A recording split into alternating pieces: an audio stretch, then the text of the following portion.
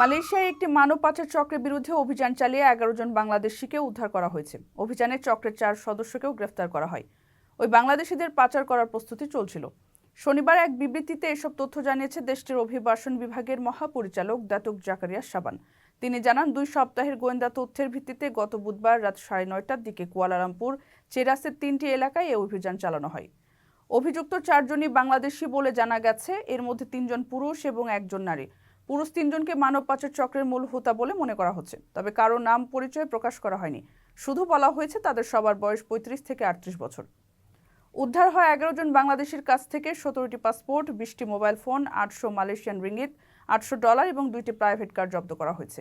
এদের বয়স 30 থেকে 38 বছর বলে জানানো হয়। বিভাগের মহাপরিচালক দাতুক জাকারিয়া সাবান জানান, চক্রটি মানব পাচারের সাথে জড়িত ছিল। কাজের লোভ দেখিয়ে তারা বাংলাদেশিদের মালয়েশিয়া আনত এবং এই জন্য প্রত্যেকের কাছ থেকে 20,000 রিঙ্গিত আদায় করত। আকর্ষণীয় রেট ও দারুণ সব ডাটা বান্ডেল পেতে আজই ব্যবহার করুন ফ্রেন্ডলি সিম।